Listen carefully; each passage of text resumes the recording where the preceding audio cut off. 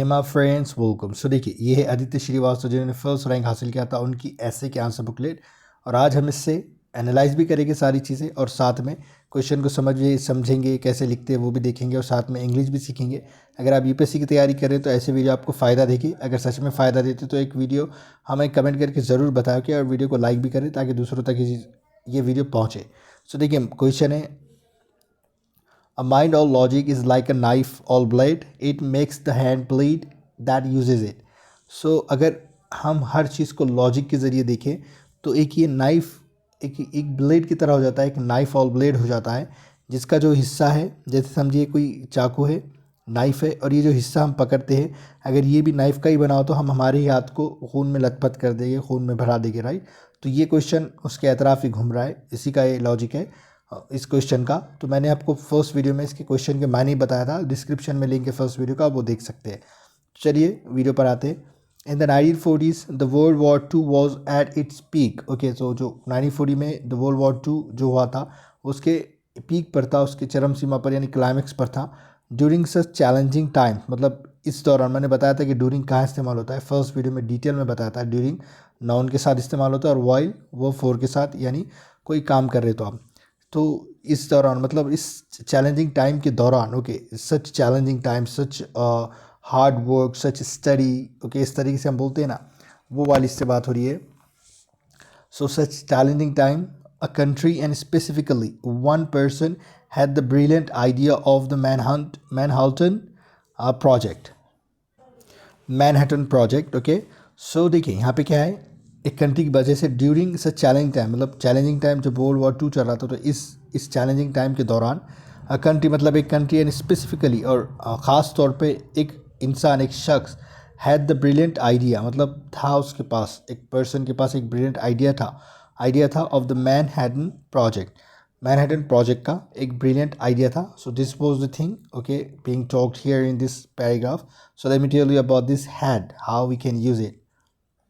So this is the thing here, a person had the brilliant idea, एक person के पास brilliant idea था, इस तरीके से हम हिंदी में बोल लेते हैं।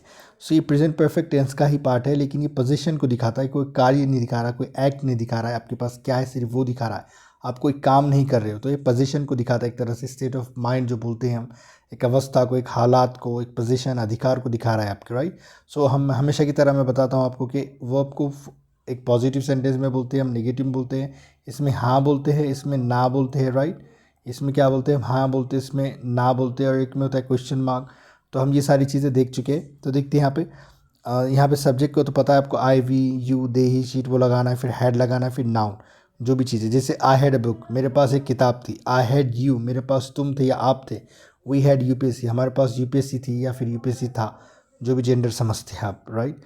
सो सब्जेक्ट अगर से नेगेटिव बनाना है तो यहाँ पे हैड के बाद वर्ब का थर्ड फॉर्म बिल्कुल इस्तेमाल नहीं करना है, क्योंकि यहाँ पे वर्ब की बात ही नहीं हो रही है।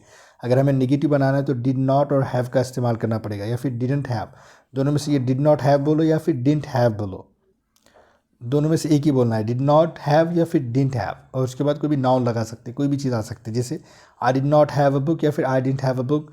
I did not have you, मेरे पास तुम नहीं थे, आई डिडंट हैव यू, या मेरे पास तुम नहीं थे, दोनों भी। और जब क्वेश्चन पूछ रहे हैं तो डिड के बाद सब्जेक्ट आना चाहिए, फिर हैव आना चाहिए, फिर जो चीज़ के बारे में बात कर रहे हैं, जैसे did you have polity book, क्या तुम्हारे पास पॉलिटी बुक थी जब आप ड्यूरिंग योर यूपीएससी प्रिपरेशन। तो इस तरीके से आप बोल सकते हैं ना, ड्यूरिंग का इस्तेमाल यहाँ पे भी कर सकते हैं, ड्यूरिंग योर यूपीएससी प्रिपरेशन, आपकी यूपीएससी प्रिपरेशन के दौरान। Did you have polity book during your UPSC preparation, इस तरीके से एक बड़ा जुमला बन जाएगा, right. Did I have you, क्या मेरे पास तुम थी या तुम थे या आप थे, इस तरीके से। डिड वी हैव यूपीएससी, क्या हमारे पास यूपीएससी था या यूपीएससी थी, जो भी। सो ये छोटा सा वीडियो था, मैं आपको इस वीडियो के ज़रिए ये बताना चाहता हूँ कि इंग्लिश बहुत आसान है। जो हिंदी मीडियम के स्टूडेंट होते हैं उन्हें इंग्लिश से बड़ा डर लगता है कि ये बड़ी तूफ़ानी लैंग्वेज है, हमें समझ नहीं आ रही। तो ऐसे छोटे छोटे कॉन्सेप्ट आपको सीखना है, याद रखना है, और एक दिन इंग्लिश आपको अच्छे से समझ में आ जाएगी। तो आप पैराग्राफ पे वापस जाइए और जो हमने सीखा उसे अप्लाई करने की कोशिश कीजिए, आपको समझ में आ जाएगा। हम अगले वीडियो में मिलेंगे, इस पैराग्राफ से स्टार्ट करेंगे, the ensuring, okay, ensuring devastation वगैरह देखते हैं आगे। ओके, वीडियो देखने के लिए बहुत बहुत शुक्रिया।